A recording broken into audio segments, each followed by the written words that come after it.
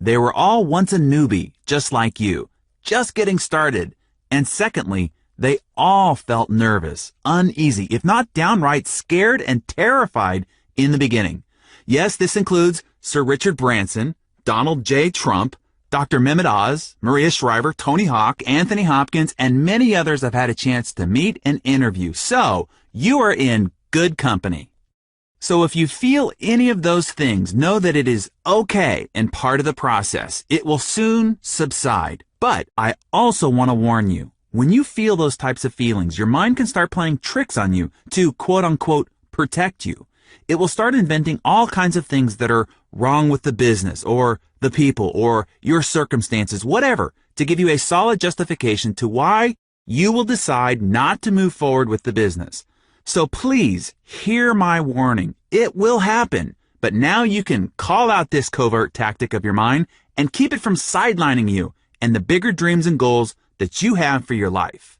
Take comfort in knowing this. The business that you have decided to sign up for, thousands of people have already done it successfully with less going on for them than you have. No excuse your mind can conjure up is valid. Those are just fear-induced protection tactics. Don't buy into them. And again, welcome to your exciting entrepreneurial future. I can't wait for you to look back 3 to 5 years from now and say, I can remember when I first got started, how I felt and what battles of the mind I had to fight. But boy, I'm glad I did. Now, look at my home, my family, this lifestyle, these pictures from our last several vacations, how great my kids are doing, how much I'm able to support my church, friends, and my extended family. I am so glad that I pushed myself through those first several days as I made the shift. And that is what I want to help you do, to make the shift to the entrepreneur mindset. Let's first talk about the variables involved in your being successful in the business you decided to join. Before I start anything, I like to evaluate all the variable success factors. What separates why one person might be successful at something and another one not? What factor or factors determine the difference? There are 4. Let's evaluate them together. 1 is the company and the leadership.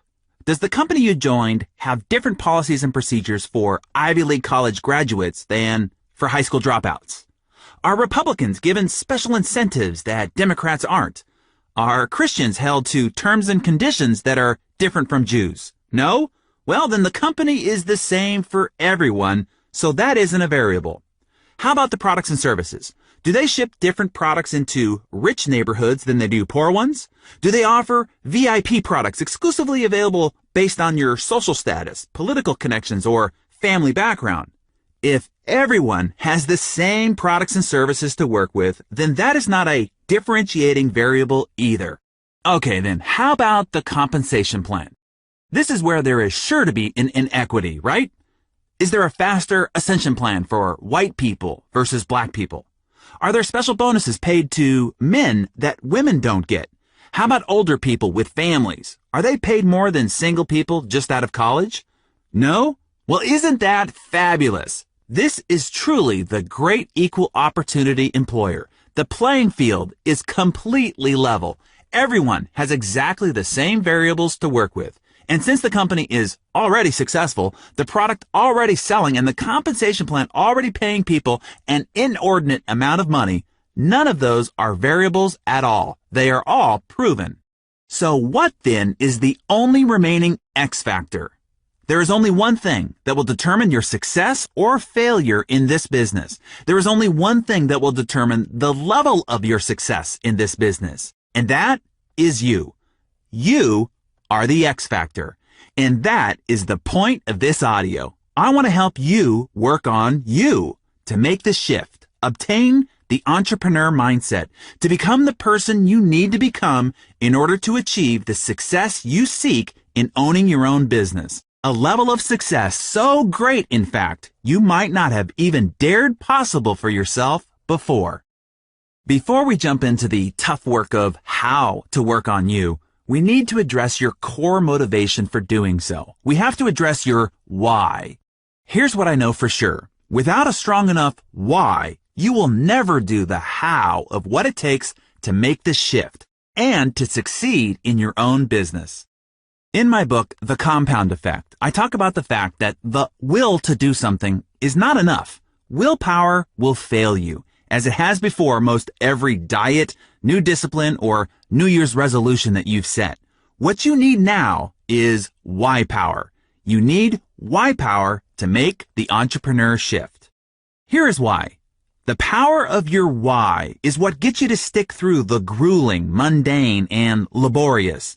All of the hows will be meaningless and seemingly insurmountable until your whys are powerful enough. Until you set your desire and motivation in place, you'll abandon any new path that you seek to a better life. If your why power, your desire, isn't great enough, if the fortitude of your commitment isn't powerful enough, you'll end up like every other person who starts a new diet or signs up for a new business opportunity and gives up too quickly and reverts back to their unfulfilling patterns of their old life. Don't let that be you.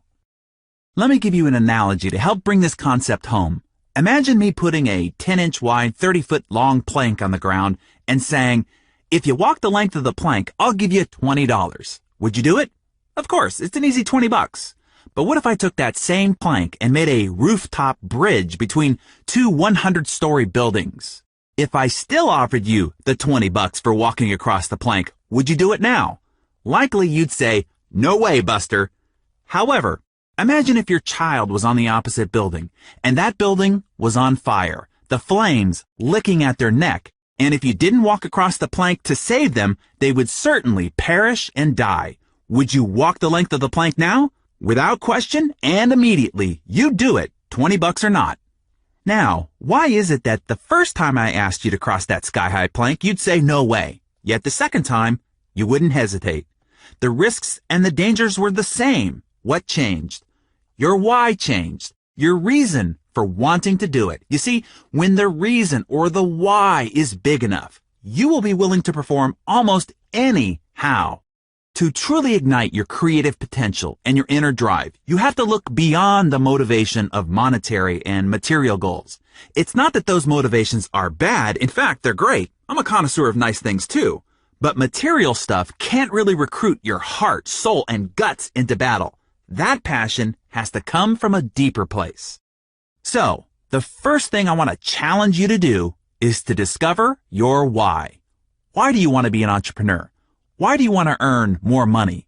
Is it to send your children to the best universities around the world? Is it to contribute to your church? Is it to buy your parents a home so they don't have to worry about their financial future? Do you want to travel? Owe no one anything? Have complete and utter financial independence and peace of mind? What are you willing to fight for? Work day and night for? What are you willing to walk across that 100-story high plank for? What you are looking to unearth in yourself is your passion. In my opinion, and the opinion of many of the most successful business leaders on the planet, this is the single most important discovery you can make in yourself. The discovery of your personal passion. It will be the fuel for your entrepreneurial engine. It will breathe life into your goals, dreams, and ambitions. All right, now that we know it will be your why power that will power your engine, and it will be the emotional force of your passion that will fuel your engine as you drive forward, I now need to help you avoid what I call the 5 hidden landmines of entrepreneurial and business startup. So, I'm going to map out these 5 landmines and give you the mindset shift you need to make in order to navigate around them. Are you ready? Okay, here's number 1. Success factors. Everything you've worked hard to accumulate up till now is useless. I don't mean to say it so bluntly, but you really need to hear this. I know that it sounds harsh, but it's the truth. I'm trying to help you avoid a landmine here.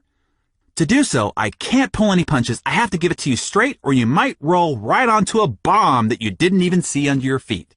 All the education you have accumulated, your resume, all the awards you've collected, the titles you've reached during your ladder climbing ascent, all of those are worthless to you being successful as an entrepreneur. In fact, I will go as far as to say those success factors will be your greatest inhibitors to your being able to be successful in this field. Why?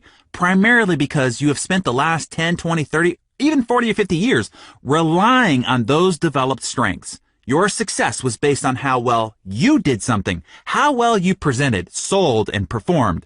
Your unique process in your job was your weapon, secret, and advantage. The business you are now in is not about you or about what you can do. In fact, it's the opposite model. This is one of the biggest mental shifts I can help you make to help you be successful in this business. Your previous career or business was based on your efforts, your deliverables. This new business is the opposite model. It is not what you can do. It's what you can model and replicate hundreds, thousands, or even tens of thousands of people to do. You are used to producing 100% of the results by your efforts.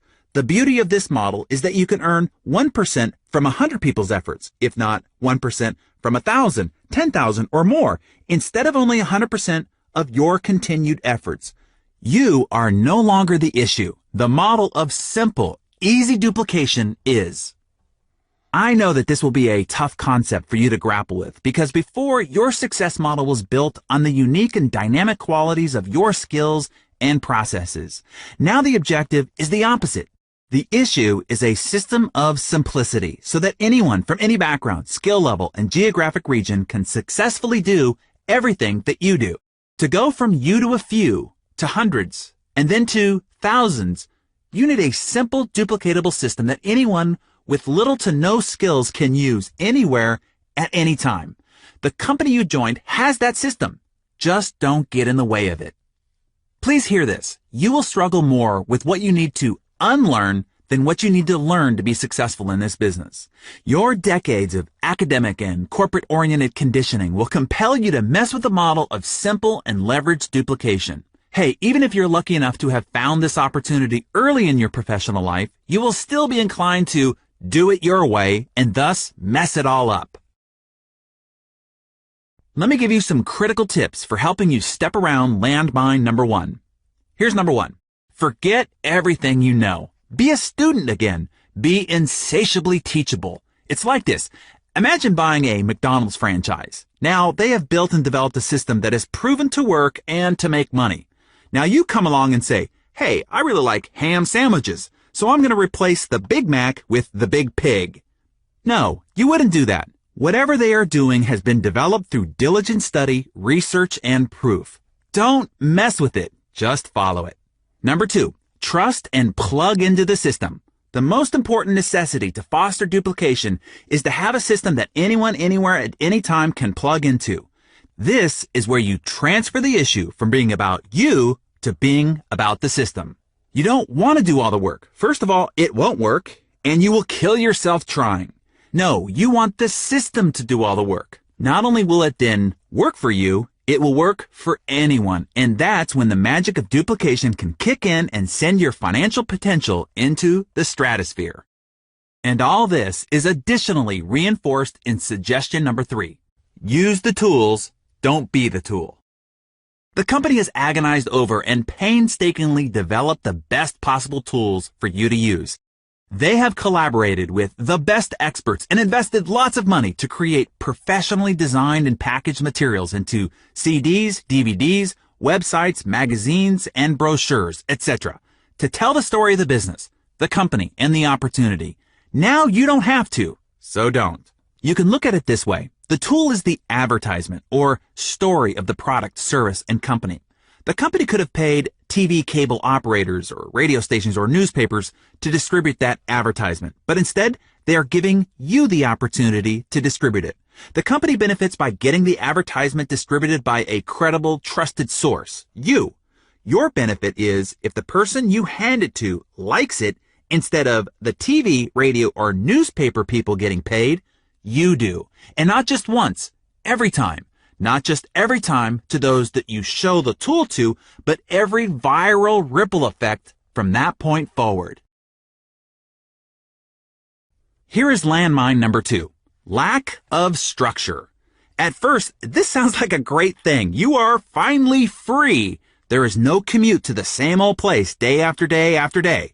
You are not relegated to a small cubicle or chained to the desk surrounded by the same 4 walls all day. There is no one to acquiesce to, fill out reports for, or have constantly looking over your shoulder. You don't have to call in if you're going to come in late or ask when you can take a vacation, or even make a doctor's appointment. You are free. You can do what you wish, when you wish, and how you wish. And for the new entrepreneur, this is terrible. It is terrible because it is a completely foreign territory and can be incredibly uncomfortable.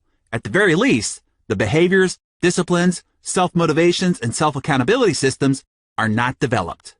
Think about it. For most people, their entire life has been rigorously structured.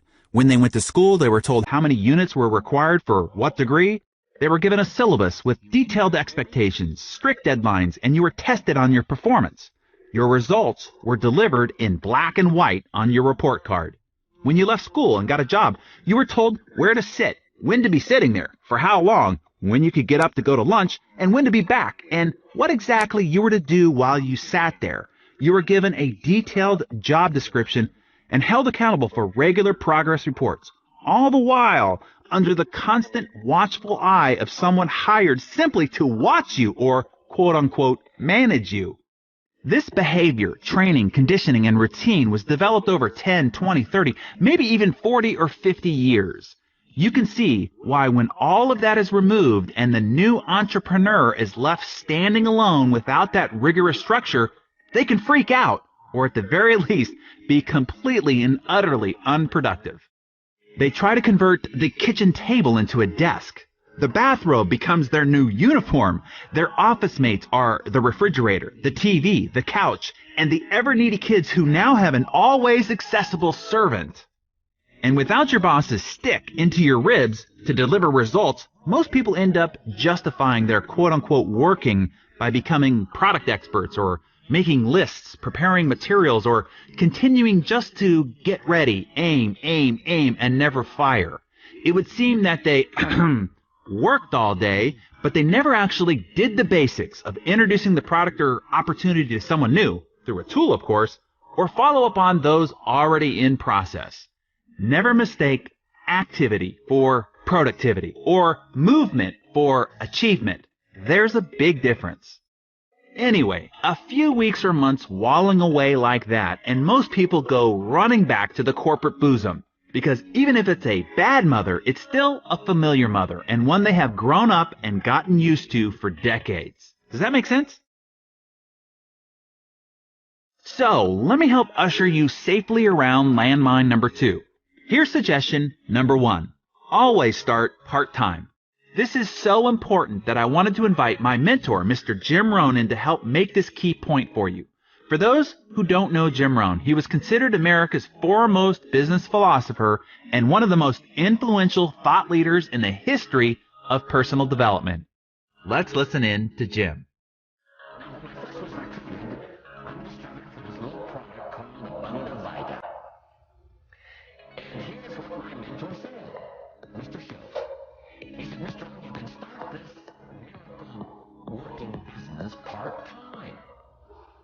You don't have to go full-time, you can start part-time. And he said if you'll devote, to start with, let's say 10, 12, 15 hours a week, here's what you can now say.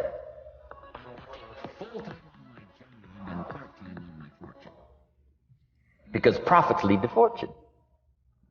I got so excited about that philosophy. On my fortune.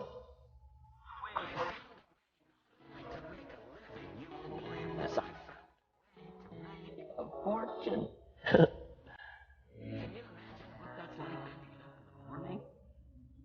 To go to work on your fortune, not to go to work to pay the rent, which is okay. But a chance to go to work to make a fortune? And I said, right now I'm working part-time on my fortune and full-time on my job. But it won't be long until I'll be working full-time on my fortune. Can you imagine what life is going to be like? Now, here was my first goal when I started. And that was part-time. I wanted to equal on my profits part-time what I was earning on my full-time job. This is called the magic of part-time. It is so thrilling for people to start working the business part-time. Because now you can work on profits, and it doesn't take very long. If you'll really concentrate on those 10, 12, 15 hours a week, It won't be long if you really do it right and learn some of the skills I'm going to talk about. It won't be long until you can be earning as much part-time working on your fortune as you are full-time working on your job. I did that in less than 6 months. Now I've got an incredible invitation. I found a way part-time to work on my fortune, and I'm making as much money at that as I am on my full-time job. Would you like to hear my story? It was incredible. Now here was my second goal, to make twice as much money part-time working on my fortune as I was working full-time on my job. And I reached that in less than a year. Making twice as much money part-time working on my fortune as I was full-time working on my job. Now I've got an incredible invitation that won't quit. I found a way, through a unique opportunity, to work part-time on my fortune, and I'm now earning twice as much money as I am working full-time on my job. Would you like to hear my story? Do you imagine anybody would say, no, I don't care to hear your story? No. Everybody I said that to said, wow, yes, what are you doing? I said, I'm glad you asked. Let me tell you. Now, when I started making twice as much money part-time as full-time, here's my dilemma. I didn't want to go full-time. And why not go full-time? And the reason was because I didn't want to give up my electrifying story. Right? It was so powerful, nobody could resist the invitation to at least take a look. I didn't want to give it up. And I hung on for I don't know how long until it was, almost insane. And then finally, reluctantly, I gave up my full-time job. But now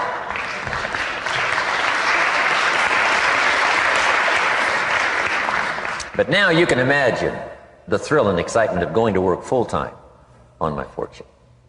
It was incredible. But I want you to jot down the magic of part-time.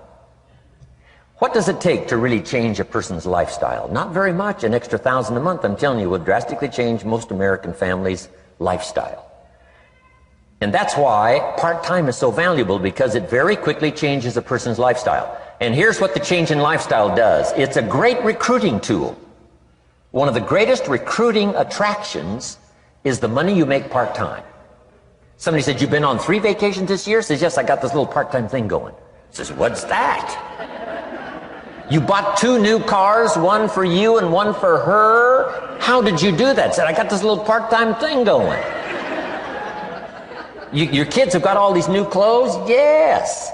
All this stuff is happening. What is it? An extra $1,000 a month. See, $1,000 a month full-time, nobody wants to hear your story. $1,000 a month part-time that starts to change your lifestyle, everybody wants to hear your story. So the key is part-time. The magic and the attraction of part-time gives you a classic invitation for somebody to listen to what you're doing that's changing your life.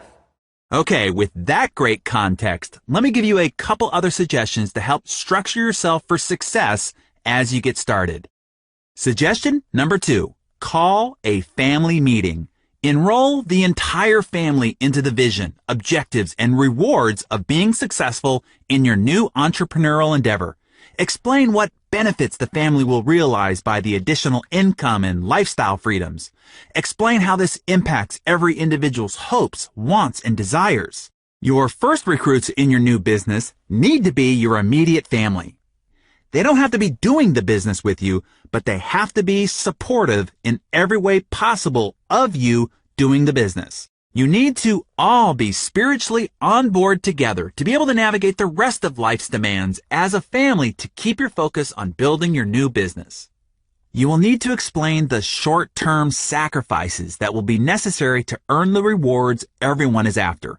Explain the extra time you have to put in, some events you might have to miss, some evenings you might be out late, and some other boundaries that you need to set inside the home when you are quote-unquote watering their new money tree. Suggestion number 3. Now set your boundaries. Create your system. Create a specific place in your home that you will do your business. only do it there so it doesn't take over your family home and lifestyle. And so when you are there, you are focused and can ask the rest of the family for undisturbed time. Create set hours. This is particularly important as you build your business in parallel to working your full-time job. Take a calendar and block out key spots throughout the week. Block out the regular local meeting times, conference calls and trainings. Block out when you will have one-on-one coffee or lunch meetings with prospects or new recruits.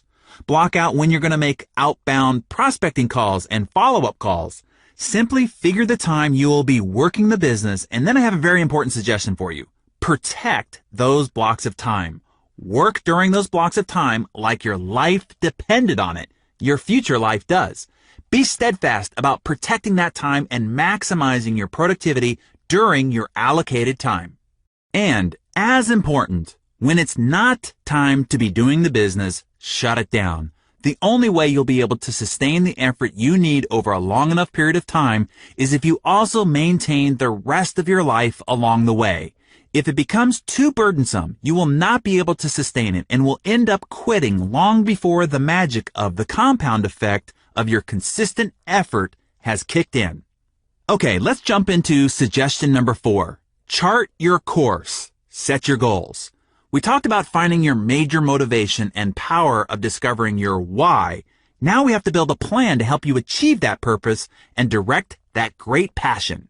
Whenever I'm asked what one skill I would attribute to any unusual success that I've realized in my own life, this is my answer. Learning how to set, stick to, and achieve big goals. Goal achieving is an art form. There's a big difference between the New Year's resolution or to-do list type of goal writing and a thorough system of planning, staying accountable to, and the actual achievement process of realizing well-crafted goals. I learned this process early on and was the reason why I was able to achieve some comparatively extraordinary things early in life. A 6-figure income by age 18, 7 figures by 24, and a $50 million company by age 27. I tell you that only as a testimony to the results mastering this skill can produce. This is an art form and has been an ongoing study and refinement process for me for the past 20 years.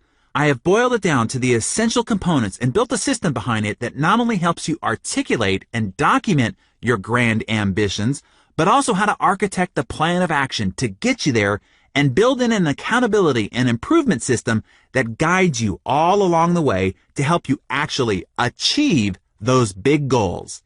If you're interested in this system for yourself, you can access it at success.com/best year ever. If you get your hands on a copy, I can promise it will become the most important book you will carry around every day. And not because of what I wrote in it, but for what you will write in it. It will be the book that houses your why power and the collection of your passions, your core motivations for wanting to succeed, persist, and see this journey through.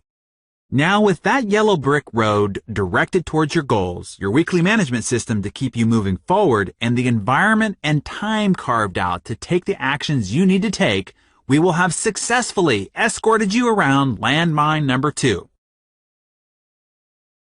And this plays perfectly into landmine number 3, commitment. As I mentioned in landmine number 2, the greatest benefits of this new venture are also the most sinister danger traps about this new venture. Here's the problem. It is too easy to get into this business. There's little sacrifice. There is little quote-unquote skin in the game, as renowned investor Warren Buffett puts it. You don't have anything at stake. Although I would argue you have your entire future on the line, your future financial and emotional freedom, but that never seems to be enough for people. Your wallet has to be at stake to get people's attention. And therein lies the problem. It is way too cheap to get into this business. What's easy to get in is also easy to get out. That is why many times this business has an apparent revolving door. It isn't the business that's the problem. People are the problem, or more specifically, their lack of commitment is the problem. In most cases, this landmine is the only thing standing in the way of someone becoming successful. The business model is proven. It's already worked for thousands of others. The actual function of the business is ridiculously easy. It requires no prior education, experience, background, training, skills, or otherwise.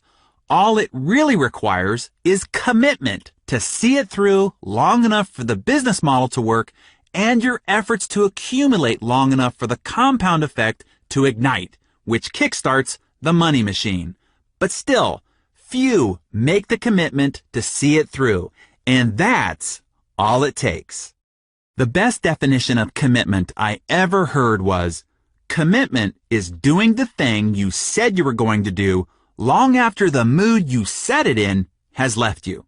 I warn you, right now you might be fired up to do this business. Right now you might be saying you will never, never, never give up until you make it successful.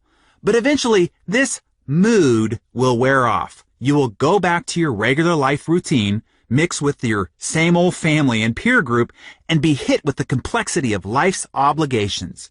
It will be then that your commitment will be tested. Your mood will be different, but your commitment to staying the course cannot be. Here is the best tip I could give you on this entire audio. Are you ready? Here it comes. Whatever business you signed up for, be here a year from now. Did you catch that? I'm serious. It's that simple. Be here a year from now.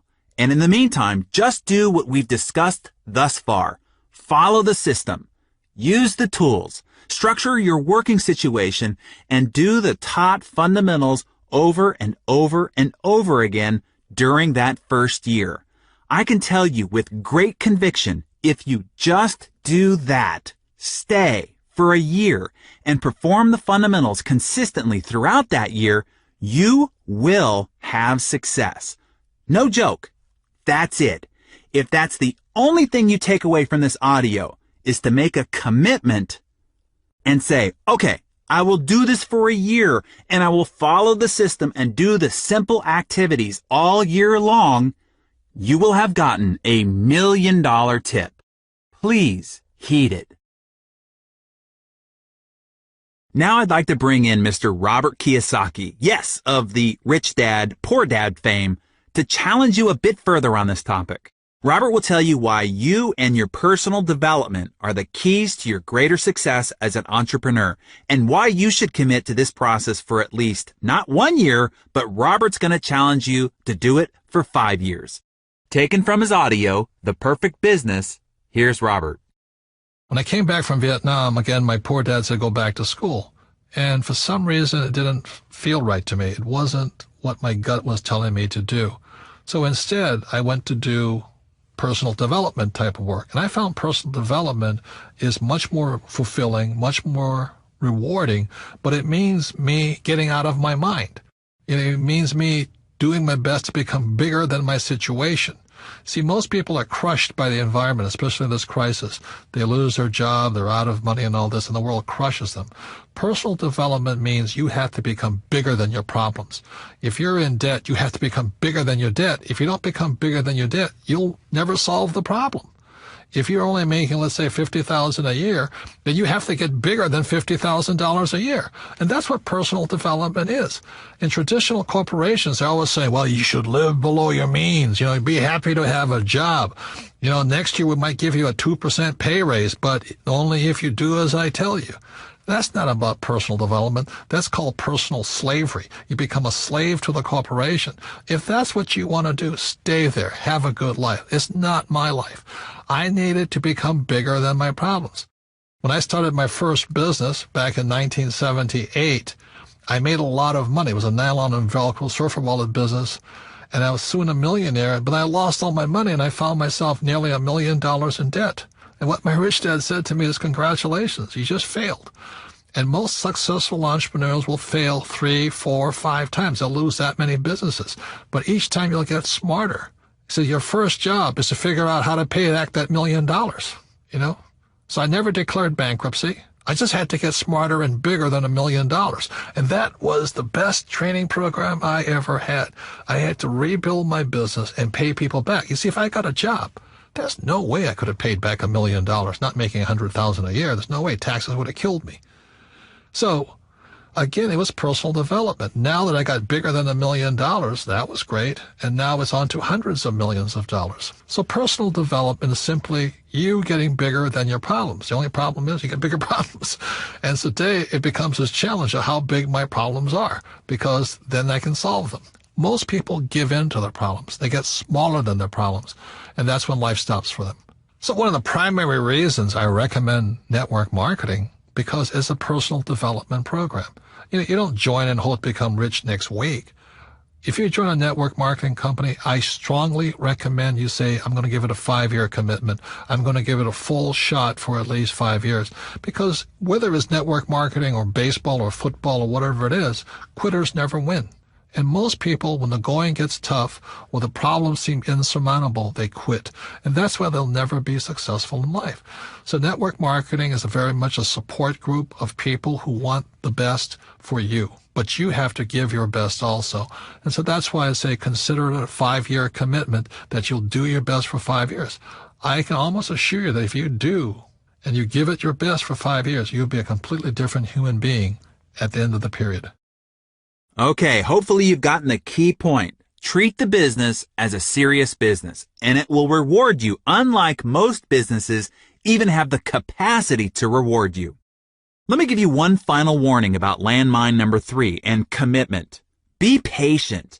Give yourself and the process time.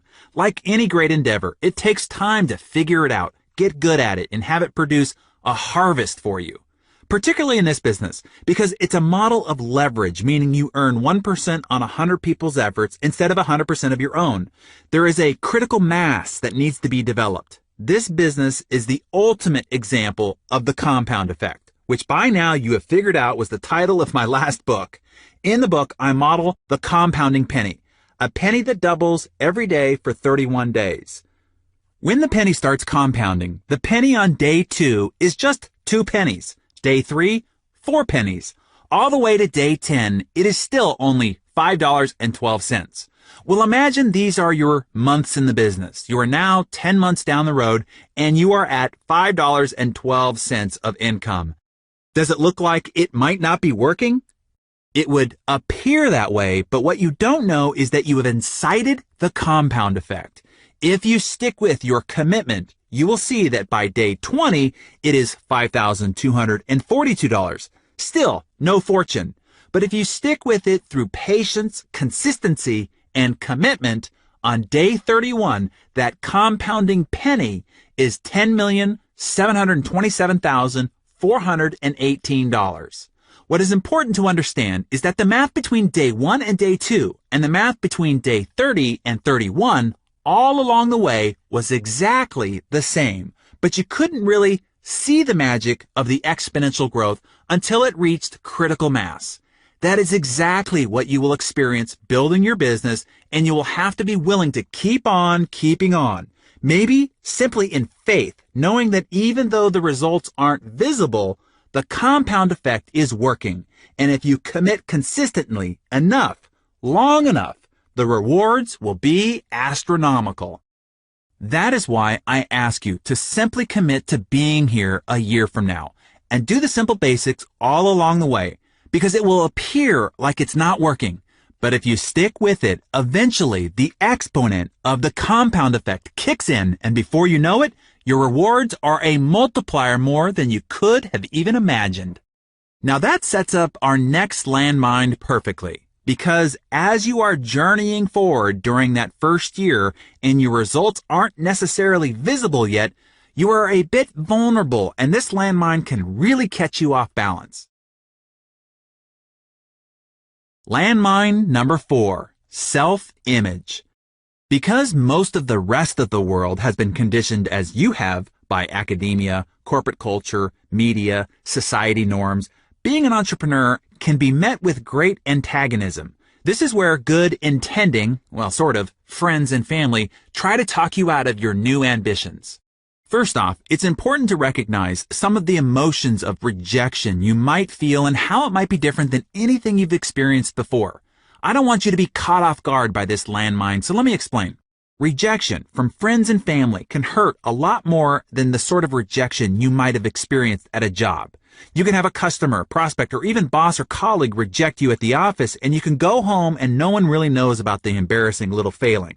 But when friends and family reject you or your new business venture, it feels more personal and exposing. That can smart a lot. When they say no to your widget at the office, you can chalk it up as, well, it's just not for them, so what? When they say no to getting into your business, now it feels like they are saying no to you. You will soon realize they are not really saying no to you. They are not rejecting you. They are saying no to themselves. They are rejecting their own inner voice that prods them to the fact that they should be doing more, stepping out, and taking risks just like you. Here's a key thing you need to know about making the shift to entrepreneurism. By doing so, you are stepping out of the herd. You are walking away from social norms and the great horde. 90% of the population are employees. That's all they've known. That is what they've been trained is good and normal. Only 10% of the population owns their own business, according to the Kauffman Foundation study on entrepreneurial activity. When you walk out of the mass of the 90%, they're going to bark at you. They're going to shout warnings of fear, danger, and hardship. Why? I think a few reasons. Number one, they simply aren't as courageous as you. They cannot get over the idea of leaving the security of the corporate bosom, their weekly employee paycheck, and their meager benefits. What you are doing just doesn't fit their model of the world, and so they're going to be communicating their foreboding warnings from that vantage point. Love them anyway, but don't let them drag you back into the pack of mediocrity.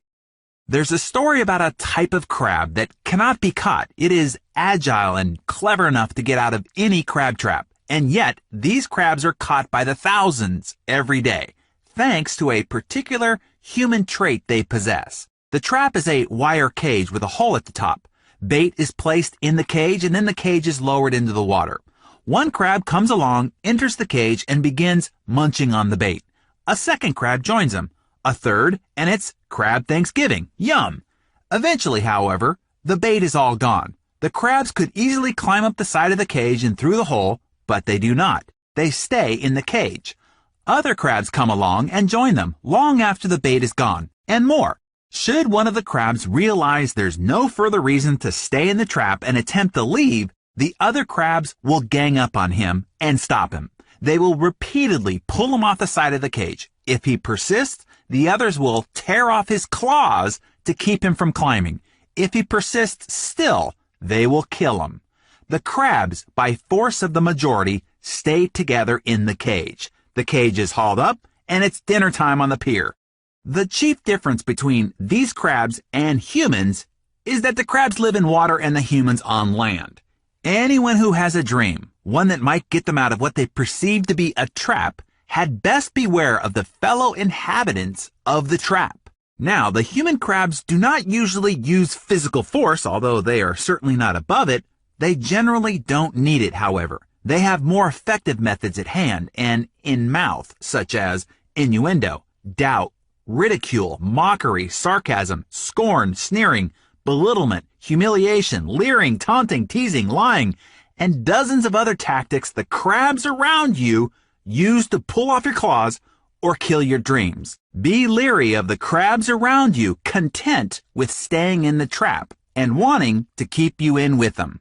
Number two, you make them look bad. You are a giant exposing mirror to them, and your actions are being reflected back to them. They know they should be doing what you are doing, but they are afraid. By you doing it, it makes them look bad for not doing it themselves.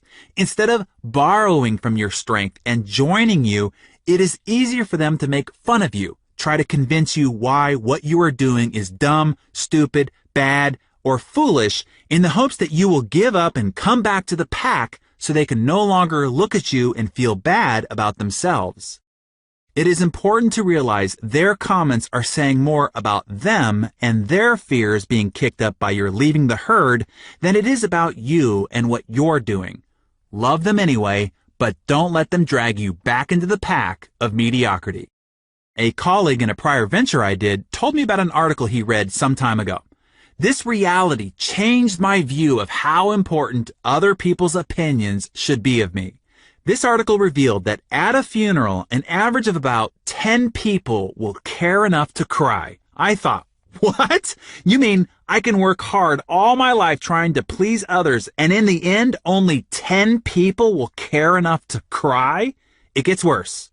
The article found out that the number one thing that will determine the number of people who will go to the burial site with the funeral procession is the weather. It was found that if it's raining, more than 50% will not go to the burial site. I found this horrifying, actually. It's not how you live your life that will be the number one determinant. The circumstance of the weather will outrank your entire life's existence. When I heard that, my entire perspective on living for other people's favor or approval changed. Right then and there, I no longer cared what other people thought of me and whether they approved of me or what I was doing. Their rejection no longer had any power, particularly if I thought that they wouldn't even be one of the 10 who would cry. Many times before making a prospecting call or after one where I was rejected, I would ask myself, would this person cry at my funeral? And most of the time the answer was, I doubt they'd even walk across the street to even go. Why do I care what they think? That is a very liberating way to think of it. And the truth. We spend so much of our lives worrying about being rejected by other people. And most of these people will probably not even come to your funeral. If they do, they probably won't cry. And if they do and it's raining, they will probably drop out of the funeral procession altogether. I pass this important perspective forward to you. Don't let people who don't matter, matter. And then there's the great advice from our friend John Addison, co-CEO of the multi-billion-dollar company Primerica, gives us. Never accept advice from people who are more screwed up than you are. That's a good mantra to live by. Steve Jobs said something beautiful in his commencement speech to the 2005 graduating class of Stanford University, which was just a year after he was diagnosed with pancreatic cancer and given 3 to 6 months to live, which he beat, of course. Let me repeat it for you here. Quote, "Your time is limited, so don't waste it living someone else's life. Don't be trapped by dogma, which is living with the results of other people's thinking. Don't let the noise of other opinions drown out your own inner voice, heart, and intuition. They somehow already know what you truly want to become." And that leads us gracefully into our last potential landmine, and that is landmine number 5. The product you are really sharing is you. This is a big and important distinction to understand. You see, when you are at a job, you are performing a task. It might be computer programmer, marketing director, systems manager, network engineer, whatever. When you get into marketing, there is a giant misconception that what you are sharing is the product or service of the company or the business opportunity or financial freedom or health or hope or any number of things. But what you are really sharing is you. And this is a frightening reality for most people. You see, in the product representation business, and most particularly the recruiting business, you are in the attraction business. When you are telling people about this great product or great opportunity, they are looking more than they are listening. And they are asking themselves, do I want what this person has? Do I want to be like this person? Do I want to show up like this person is showing up to me? Do I want to come off to my friends and family like this person is coming off to me? In that moment, you are the billboard, brochure, and poster child of that product and the company. How does the company look if you look in the mirror? The answer to that question is what you constantly want to be improving on. You see, it's not what you say that gives your words power and influence. It's who you are behind your words that gives your words power. This is an important distinction because people are constantly perplexed about what to say. They think it's the script that matters. What you say has very little to do with your ability to influence and attract. Let me give you a perfect example. The greatest recruiter in the world had one of the worst scripts imaginable. I mean, if you were a script writer, you would find this horrifying. Here's what he said. "You follow me." That's it. That was his complete recruiting script. But it was effective. Why? It wasn't what he said. It was all that he was. His name was Jesus of Nazareth. and his reputation of who he was more important than the words he used. Just think about it. This is true for you as well. There are people in my life that if they called me and said, "Follow me," I would, no questions asked. I believe in who they are to that degree. And then there are other people in my life, no matter what they said, they could give me the most professionally polished, entertaining, emotionally charged, psychologically calculated, and visually stimulating presentation imaginable, but there's no way I'm following. I'm sure you know people like that too. This is why your personal development is so crucial in the success of building your business. One of the days that changed my life was a day back in November of 1994. I went to a seminar, and that was the day I met the man who would become my mentor, Mr. Jim Rohn. I wasn't even there to hear or meet Jim. I was there to meet the promoters of the event. But I needed to wait until the event was over, so I sat down and listened to this willowy, gray-haired man with the most fascinating voice and intonations lecture about the principles of success. What he said riveted me. Jim Rohn asked the audience, "How many people want more?" I thought, yes, I want more. Success, money, a better body, more companionship, etc. And I awaited the instructions of what to do.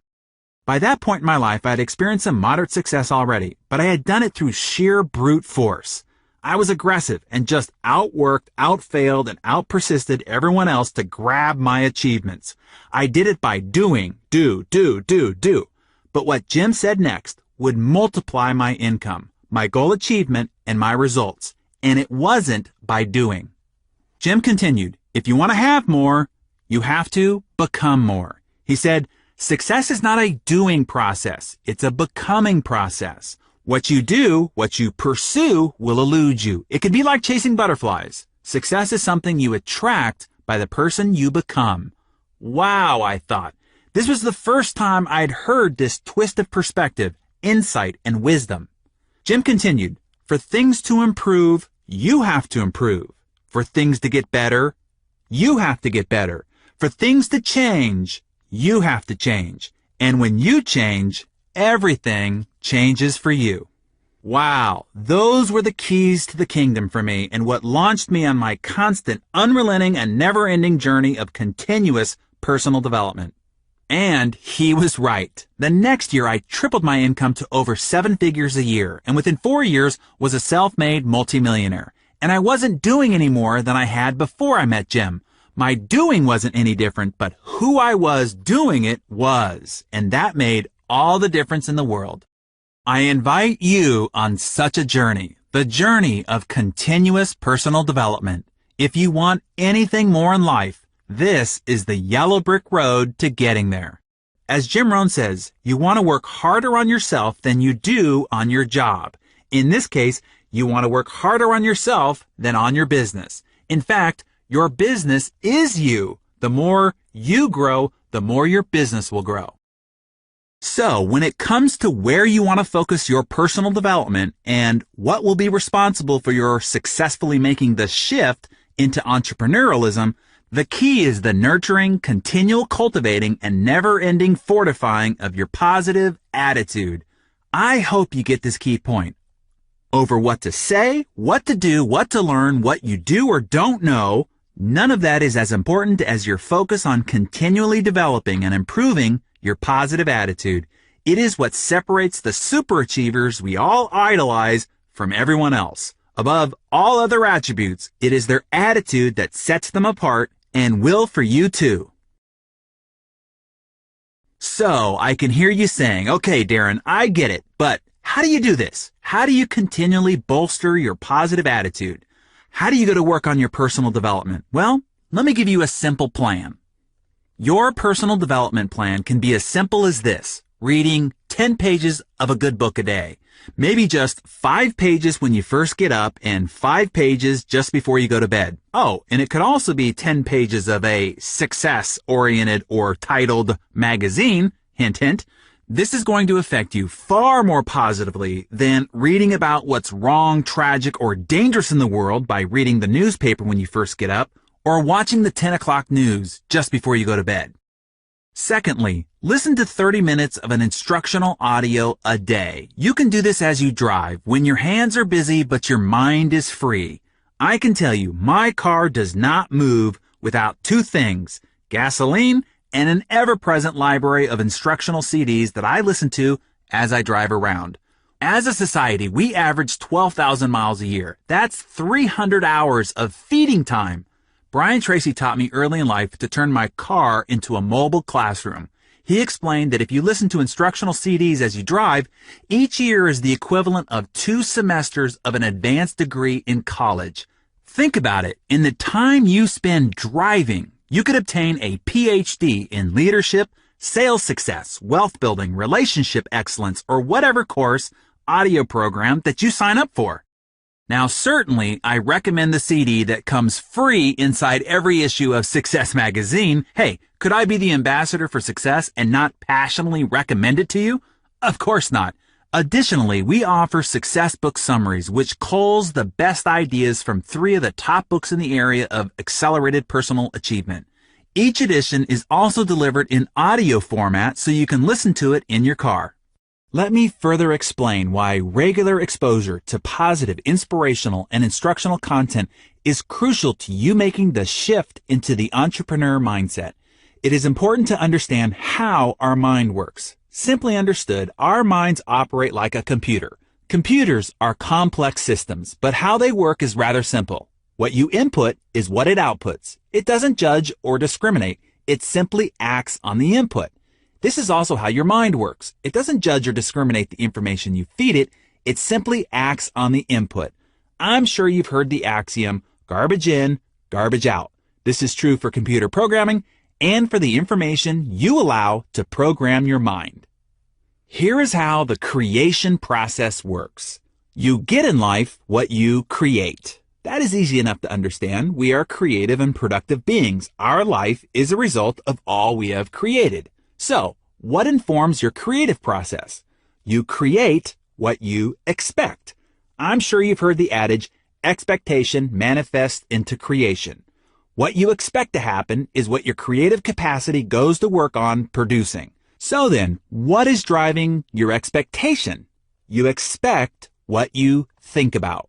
This is why all legendary books of personal development have been focused on this thinking part. Books like Think and Grow Rich, The Power of Positive Thinking, The Magic of Thinking Big, As a Man Thinketh, etc. All these books explain how your thoughts end up controlling all the outcomes in your life. What you think about comes about. However, I'm always after the deeper question. If it's our thoughts that drive our expectation, which directs our creativity that produces our results in life, what then is controlling what we are thinking about? That would seemingly be the all-important question then, right?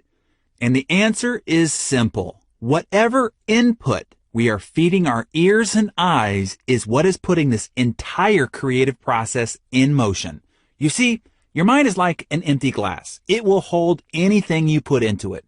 You put in sensational news, salacious headlines, talk show rants, and you're pouring dirty water into your glass. If you've got dark, dismal, worrisome water in your glass, everything you create will be filtered through that muddy mess because that's what you'll be thinking about.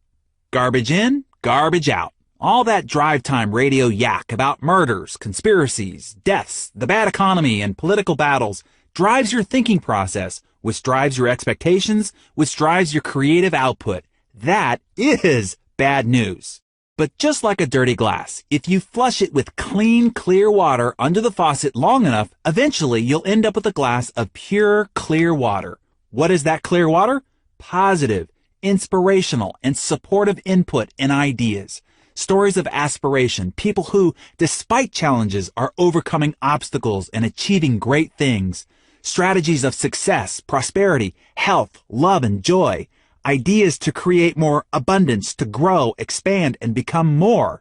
Examples and stories of what's good, right, and possible in the world. That's why we work so hard at Success Magazine. We want to provide you with those examples, those stories, and the key takeaways you can use to improve your view of the world, yourself, and the results that you create. That's also why I read several pages of something inspirational and instructional in the morning and in the evening and have personal development CDs playing in my car. I'm flushing my glass and feeding my mind. Does this give me an edge over the guy who gets up and first thing reads the newspaper or listens to news radio on his commute to and from work and watches the evening news before going to bed? You bet it does, and it can for you too. Now get this, just after completing the 1-year commitment you've made to yourself to be here in your new business, this simple commitment to 10 pages of reading and 30 minutes of listening, which by the way includes taking the weekends off, we don't want to wear you out or anything, you will have read 13 books and listened to 130 hours of success and achievement material. Books and audio material on becoming a more confident leader, a more persuasive communicator, a more efficient and productive achiever, strategies on living healthier with more energy and vitality, ways to foster deeper intimacy and passion in your marriage or personal relationships, whatever. Imagine the impact this instruction can have on who you are and how you show up in the world, particularly to the friends and family around you and those you come to interact with daily. This will make you attractive beyond belief and will make you a magnet to other like-minded achievers around you. So, where do you find these resources? Again, you can go to success.com, subscribe to Success Magazine, and find other books and audio programs to continue to feed and flush your mind. As mentioned before, I recommend all the Jim Rohn audio programs and certainly the Compound Effect book and audio program. You can also register to receive Seeds of Success, which is free and it delivers great ideas, tips, and inspiration into your email inbox each week. If you want a complete list of my favorite personal development resources, you can find them on my blog at darrenhardy.success.com. Now, I want to leave you with 2 final suggestions for completing your shift into entrepreneurialism. Number 1, do it now. The journey of 1,000 miles begins with a single step. Fear keeps people from taking action and moving forward. Their mind invents 1,000 excuses to why they are not ready. I'll start on Monday. I need to organize my list. I need to get my business cards first. I need to get a new briefcase, file folders, or paste the pictures on my vision board first. Don't get caught up in this paralysis. Too many people fall prey to the ready, aim syndrome and ultimately never fire. Admittingly, the hardest step to take on that 1,000-mile journey is that first one. Destroy that fear by taking it quickly without even thinking about it. Just lunge your body forward and without conscious thought, your right foot will fly out in front of you and catch your fall. Then, without hesitation, lunge your body forward again and your left foot will spring forth to catch you. But don't stop now. You are starting the move. Lunge your body forward again and wow, here comes the right foot again. It's a miracle. Even if you trip and fall, at least you have moved forward. You did the hardest part of the 1,000-mile journey. You started. You remember back in high school physics class, Newton's law of inertia, right? A body at rest tends to stay at rest unless acted upon by an external, unbalanced force. Well, make that external force be your own mental shove in the back that forces your body forward. I promise your feet will catch your fall. Now, Newton's second law can kick in. A body in motion tends to stay in motion. And yeah, you have done what 90% of people fail to do. Get started. Napoleon Hill once asked an audience, what is the average number of times that a person tries to achieve a new goal before they give up? After several guesses from the audience, he gave the answer, less than 1. Most people give up before they even try. Even though they want to improve their lives, increase their income, accomplish more, most people respond with, I can't, in their heads and give up before even starting. So, before the law of diminishing intent overtakes you, strike while the iron is hot. The time to begin is when the emotion is high and intentions are strong. Now is that time. Jim Rohn writes, without a sense of urgency, desire loses its value. Now is the time to act. No, I'm serious. Now, not next week, tomorrow, or even later today. When this audio is done, I want you to take some action. Take the product and share it with 3 people right now. Use any tool, an audio, DVD, magazine, conference call, recorded call-in line, website, whatever, and show it to 3 people today. I can hear you saying, but I'm not ready. I don't know what I'm doing yet. That's great. In fact, many times it's the best time to jump into massive action. Why? Because you can honestly and openly say, a friend of mine showed me this new product. I've tried it and I think it's amazing. You should try it. And they ask, well, what's in it and how does it work? You can say, heck, I don't really know. All I know is it worked for me. Try it for yourself. Or you can say, a friend of mine is really excited about this new business idea. I think I'm going to try it too. I can't even really explain what it is, but it's all on this audio, DVD, website, or in this magazine, whatever. Right now, ignorance is truly a blissful asset. Use it while you can. I love the principle that teaches, the heavy chains of worry are always forged in idle hours. Take action fast so you can see some success fast. So let me give you a counterintuitive way of getting some success fast. Go get a lot of failure fast. Watson, the former president of IBM, said, the key to success is massive failure. If you want more success, double your rate of failure, he said. This is one of the earliest success philosophies I was taught. It has earned me millions of dollars over the years, and I'm now going to pass it on to you. Make your goal not the number of people you're going to get to buy or join. Make your goal the number of people you're going to get to say no. Make the no's your goal. Why? Well, Watson just told you, it's the key to success. So by making the no your goal, you not only make it okay for people to tell you no, when they do, you are happy about it, not sad. You are one step closer to accomplishing your goal. This 180-degree mindset will have miraculous consequences in how you move forward, understand, and accept rejection and failure. You will now see it as progress rather than failure. You will feel victory rather than defeat. You will seek it rather than try to avoid it. In the end, it simply comes down to a numbers game. I want you to remember this as you journey forward in the building of your new business. Some will, some won't. So what? Next. Just move on to the next person. I want to challenge you with this as your first goal. Now, it's a big goal, so I want you to be ready. You can cut it in half or a fourth if you only want half or a quarter of the success, but if you really want to break the inertia, not walk off the starting line, but leap off it, this is the goal I want to challenge you to take on. Are you ready? Okay, go get 10 people to tell you no in the next 7 days. It can be, no thank you, no way. You've got to be out of your freaking mind, no, or simply, no. But maybes don't really count. To hit your goal, you need to get 10 definitive, dead certain no's. Do as Jim Rohn said. Invite them to be one of your 7 out of 10 who say no so you can keep the law of averages moving along. So to do this, my guess is you will have to introduce about 30 people over the next 7 days, as 20 of them will still be waffling as you chase them around in the follow-up process. These need to be quality introductions too, which means getting the product or tool in their hands. An audio, DVD, magazine, a live meeting, conference call, or other tools the company has professionally produced for you. Then ask, do you want to buy it? Or do you want in with me? I'm going to be very successful at this with or without you. Do you want to come with me or not? Either way, it's no sweat off my back. That's it. Go get 10 people to respond with no. During that process, it's likely someone will say, yes, I want that, or heck yes, I'm with you. But that's not the goal. Just an interesting bonus. The goal is to get 10 no's. Fair enough? Now, do it. This might be the most important challenge you ever take on. Not that it's that big or even that hard, but there's incredible magic in taking significant enough action to get yourself moving forward, long enough to progress through enough defeats to gain enough victories to have you live to play another day. That starting process could be the difference of you making it, thus making the shift, which a year, 2, or 5 from now could be the reason why you're living such an abundant lifestyle with complete financial and time freedom, leisure traveling around the world, and making a significant contribution to the people and the organizations you care about. How this adventure ends for you has a lot to do with how it starts. Get started now. And here is the last ingredient I suggest you need to make the shift to entrepreneurship.